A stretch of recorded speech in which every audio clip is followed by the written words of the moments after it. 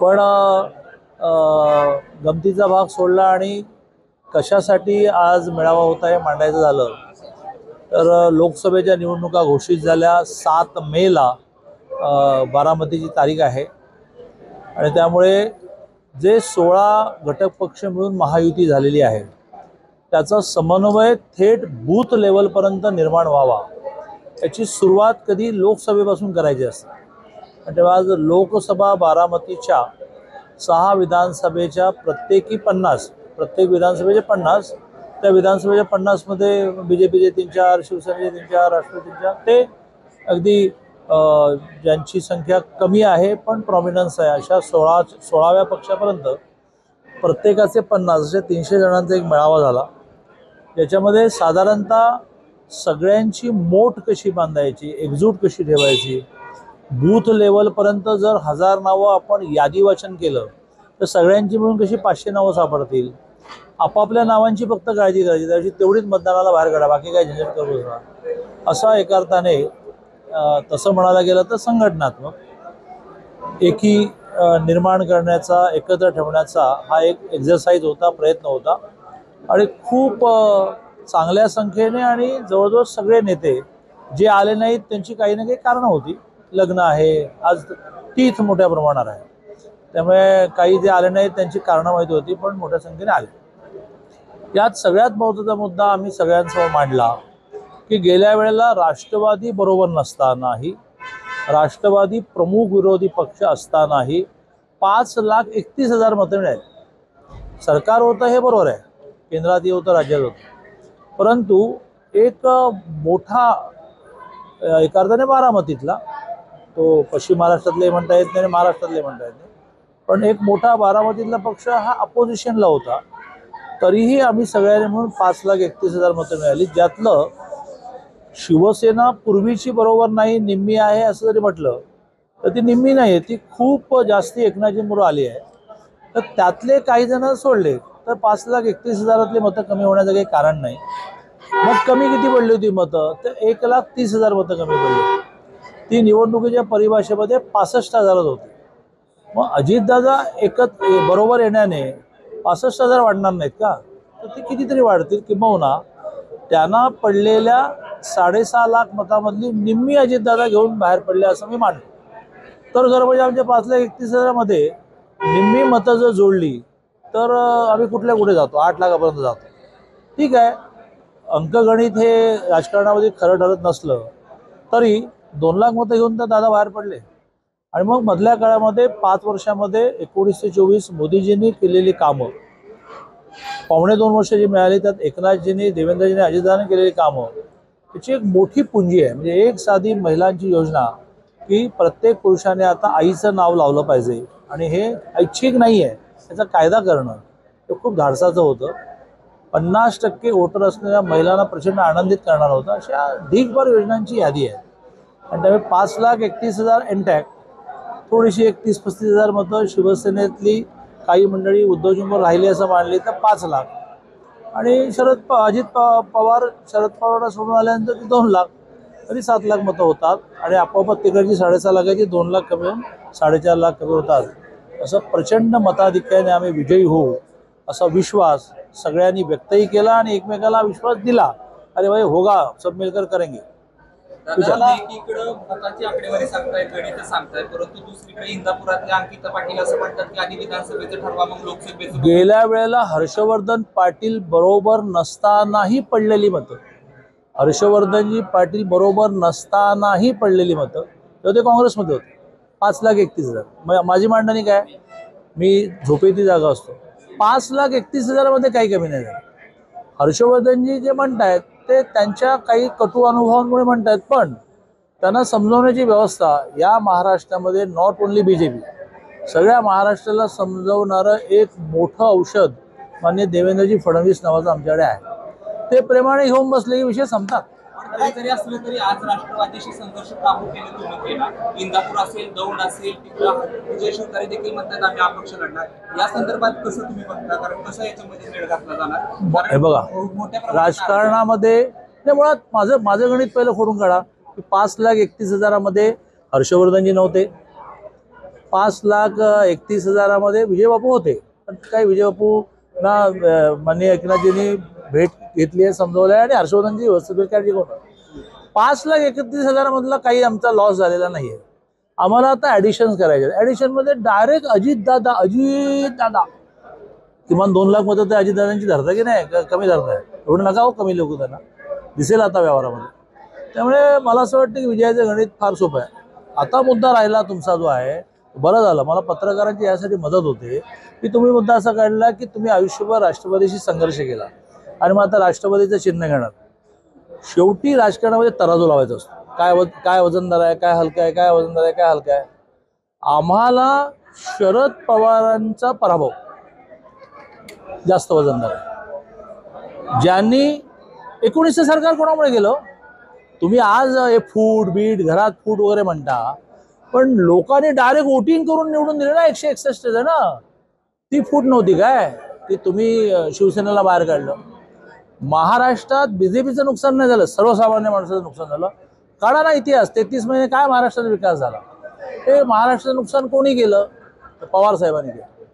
केंद्रामध्ये आम्ही तुमच्याबरोबर सरकार महाराष्ट्रात करतो म्हणून माझ्या 2 सगळं जग मानणाऱ्या नेत्यांना जुलवत कोणी ठेवलं? पवारांनी ठेवलं. पण आज मला त्या पवारांचा हिसाब चुकता करण्याची संधी मिळाली आहे, मला, माझ्या कार्यकर्त्याला. त्यामुळे मग पवारांच्या विरुद्ध, पवारांनी तुम्हाला त्रास दिला, अजितदादा तुमच्याशी असेच वागतात, राघव वागतात, गविंडीने वागतात. मला पवार शरद यांचा पराभव मला आणि माझ्या कार्यकर्त्याला बास इतना काफी आहे. पण तुम्ही एकीकडे असं म्हणताय की शरद पवारांचा पराभव करायचा आहे, 2024 साली आपल्याला कळेल नेमकं कुणाचा पराभव होतो. पण दुसरी काय शंका आहे का? नाही कळेल, शंका नाही. ते तुम्ही विश्वास व्यक्त करणार तसे ते देखील विश्वास व्यक्त करणार. माझा प्रश्न हा आहे, मी आकड्याच्या आधारे बोलतोय, त्याने आकड्याच्या आधारे बोलव.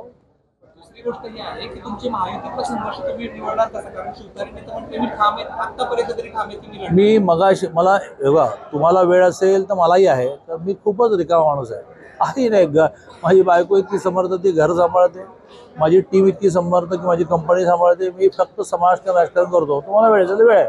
मी हे सांगितलं ना मगाशी, देवेंद्र फडणवीस नावाचं या महाराष्ट्रामध्ये असं औषध आहे की ते औषध सगळ्यांना लागू पडतं. काढा इतिहास, गेल्या 10 वर्षाचा इतिहास काढा, देवेंद्रजी फडणवीसवर पुस्तकं लिहा.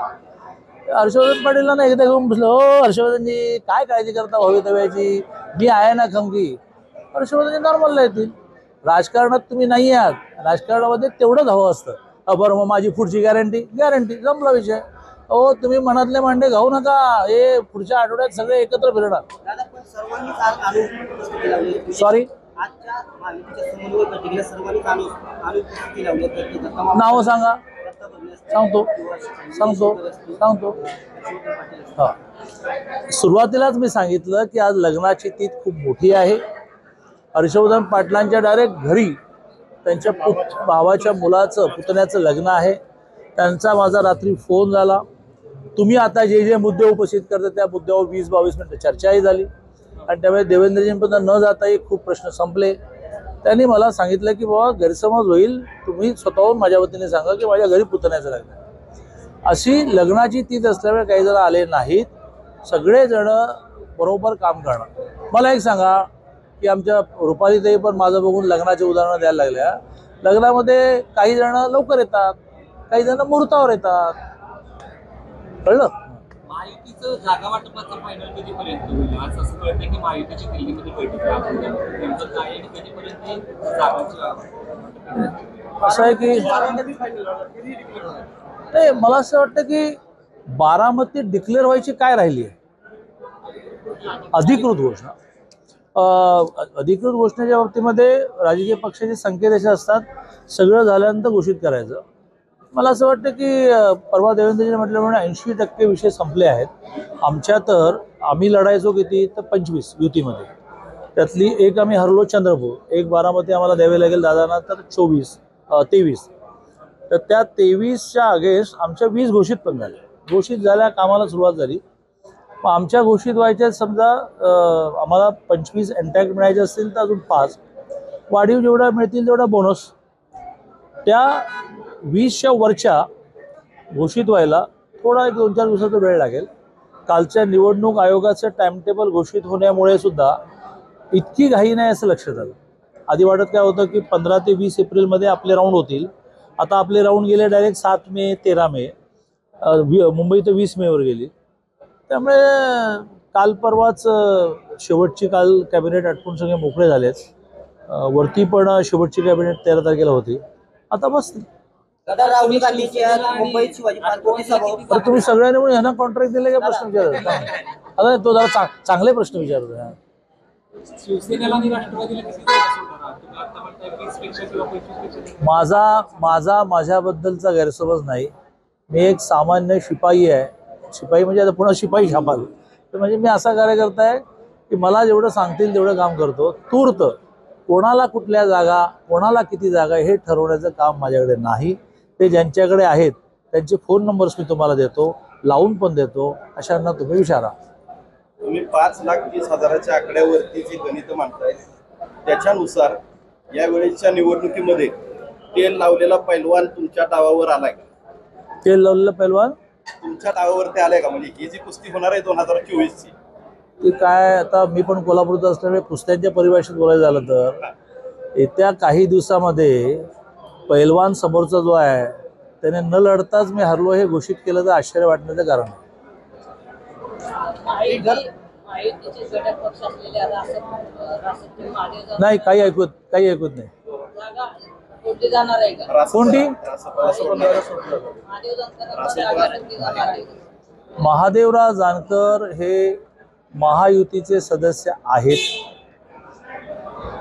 पंकजाताई आणि त्यांचं बहीण भावाचं नातं आहे.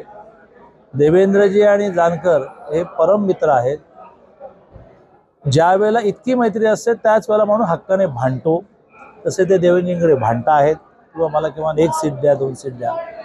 देवेंद्रजी देतील तरी, नाही तर समाधान करतील त्यांचं की अरे बाबा ठीक आहे, नंतर विधानसभा आहे बघू. त्यामुळे जानकरांची काळजी करू नका, शिवतारेंची काळजी करू नका, हर्षवर्धनची काळजी करू नका. तुम्हाला जो म्हणून असं वाटतोय की हा जातो की काय, त्या प्रत्येकाचं मला विचारून घ्या. त्याचं देवेंद्रजींशी काय गणित जोडलेलं ते मी तुम्हाला कानात नक्की सांगेन. जानकर वारंवार म्हणतात की महायुतीच्या माध्यमातून छोट्या घटक पक्षांना संपवण्याचं काम भाजप करतात, असा आरोप जानकरांनी केला. असं त्या छोट्या पक्षांना वाटलं पाहिजे. संपवण्याचा प्रयत्न करून ते बिचारे राहतात कसे, मांडीला मांडी घालून बसवतात, कामं सांगतात, एकत्र जेवतात, घरी यायचा आग्रह करतात. महायुतीतल्या घटक पक्षांना, छोट्या पक्षांना संपवतो हे त्यांना वाटायला पाहिजे ना. ते रावताना काय धंदा आहे? सकाळी उठायचं हे तुम्हीच, मी तुम्हाला दोष देत नाही, तुमचं काम तुम्ही करताय. पण या राज्यामध्ये तुम्ही काही लोकांना अनावश्यक मोठं करून टाकलं. तुम्ही असे कुठलेही प्रश्न विचारले तर माझं एक छापील उत्तर आहे, मला माहिती नाही. ज्यांना माहिती आहे त्यांचा नंबर देतो. सॉरी मावळ मतदारसंघामध्ये शिवसेनेचा बारणे आहेत आणि बारणेंच्या मतदारसंघामध्ये त्यांना उमेदवारी देण्यासाठी वेगवेगळे विरोध केला. आता तुम्ही कशा पद्धतीने त्यांचं समाधान करा? असं आहे की राजकारणामध्ये जो कोणी येतो तो आयुष्यात कधी ना कधी लढवायला मिळेल म्हणून येतो. आणि त्यामुळे त्याने त्याची इच्छा निर्णय होईपर्यंत व्यक्तच करायची असते. मावळच्या सीटचा निर्णय लागला का? नाही लागला. मावळची सीट एकनाथजींना गेली असं ठरलं का? नाही ठरलं. बारणे त्यांचे कॅन्डिडेट ठरले का? नाही. ज्या दिवशी ठरेल त्या दिवशी पहिला माणूस बाळासाहेब बेगडे, बारणे आगे पडो हम तुम्हारे साथ है,